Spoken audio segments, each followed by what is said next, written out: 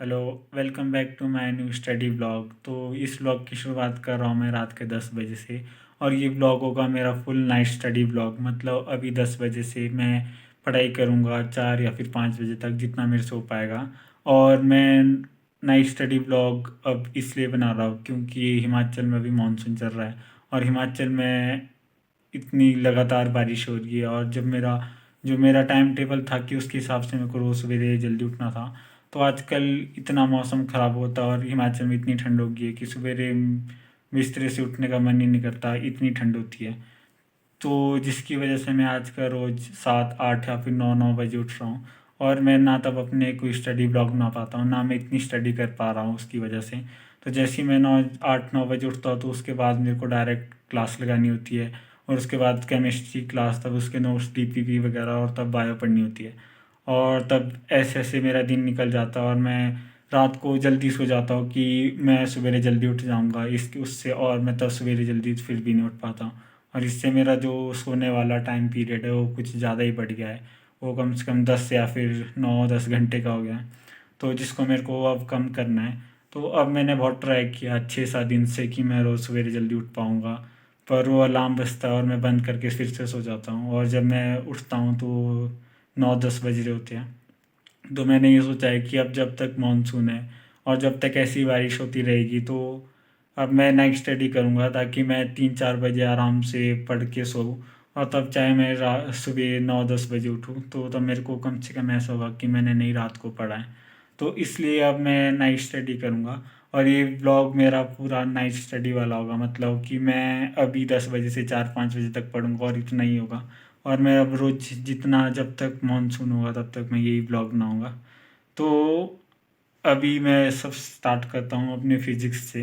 मैंने को फिज़िक्स के न्यूमेरिकल प्रैक्टिस करने हैं क्योंकि मेरा मोशन मंडी ख़त्म हो गया है फिज़िक्स वाला में। और केमिस्ट्री में केमिकल काइनेटिक्स भी ख़त्म हो गया है। तो अभी मेरे को उसके क्वेश्चन प्रैक्टिस करने हैं। ये मैंने सबसे पहले अपना टेस्ट का सिलेबस लिखा और फिज़िक्स के नोट्स करने लग गया। फिज़िक्स के नोट्स बनाने के बाद मैं लग गया अपने क्वेश्चन प्रैक्टिस करने।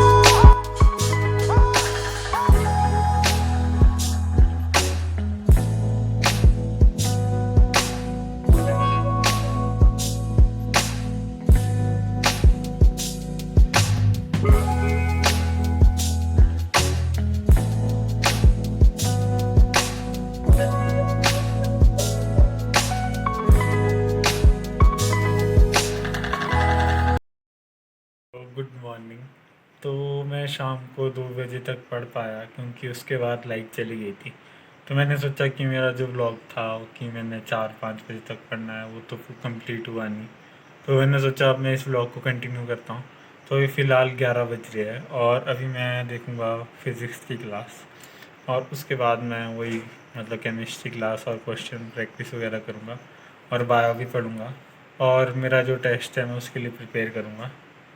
तो अभी केम फिज़िक्स की क्लास लगाते हैं और तब मिलते हैं आपसे। और फिलहाल आज मौसम साफ़ है और आज धूप लगी है, और वो भी ठीक ठाक धूप लगी है। अच्छी बात है, इतने टाइम से बारिश लगी थी। और अगर आपको सुनाई दे रहा है, यहाँ पे एक नीचे पानी का नाला है और उसका आप फ्लो सुन सकते हो, कितना फ्लो है। तो समझ सकते हो आप कितनी बारिश हुई है। तो आज मौसम भी बहुत साफ़ है, मतलब बहुत साफ़ तो नहीं, मतलब अच्छा है। क्योंकि लगातार 1 हफ्ते से बारिश हो रही थी, तो उस हिसाब से तो ठीक है। तो ये थोड़े इस मौसम में घूमते हैं वॉक। तो अभी बज रहे हैं 5 और मैंने अपना फिज़िक्स केमिस्ट्री का लेक्चर भी देख लिया और उसका सब कुछ हो गया है। और अब इसके बाद ऐसे केमिस्ट्री का टाइम है और तब एडिशनल का टाइम है। पर मेरे को देना है अब टेस्ट, जो अभी PW में 9 तारीख को था। मैं उस दिन नहीं दे पाया था क्योंकि उसके कुछ चैप्टर मेरे को आते नहीं थे। और अब मैं उस टेस्ट को ज़्यादा लेट नहीं करूँगा क्योंकि अभी मेरा टेस्ट ऑफलाइन भी है। तो अगर मैं उसको लेट करूँगा तो ऑफलाइन के लिए मैं इतने अच्छे से प्रिपेयर नहीं कर पाऊँगा। और वैसे भी जो इस चैप्टर, उस टेस्ट में जो चैप्टर आने हैं उसमें से मोशन इन्वेंटरी वगैरह है जो फिज़िक्स का मेरे को चेक करना है क्योंकि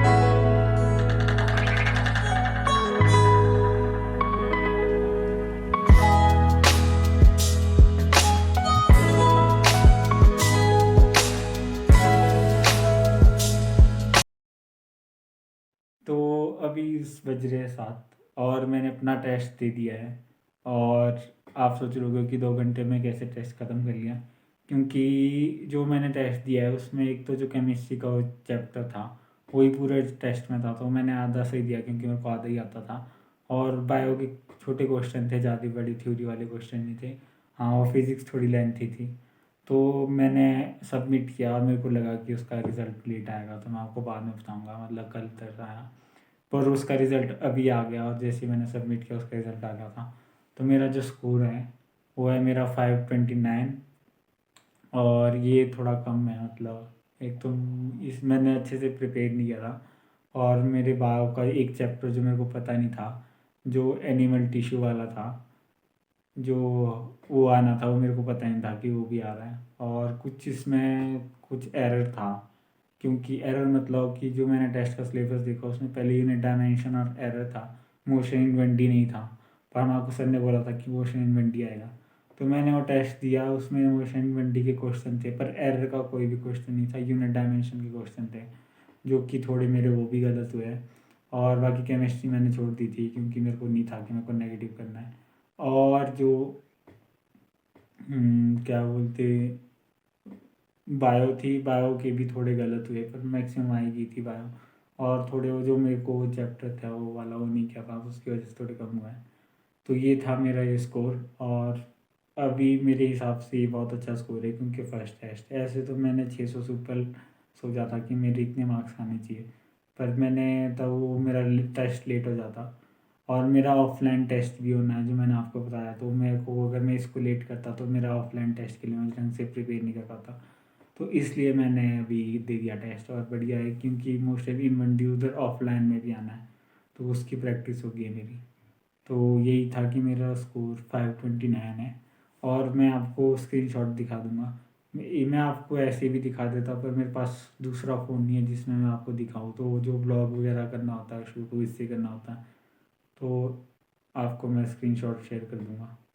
तो बाकी यही था मेरे। और अब इसके बाद थोड़ा मैं सोचूंगा, पढ़ूंगा, और बाकी तब इस वीडियो को मैं यहीं एंड करता हूँ। तो थैंक्स फॉर वॉचिंग। और अगर वीडियो पसंद आई होगी तो लाइक करना, शेयर करना, सब्सक्राइब करना।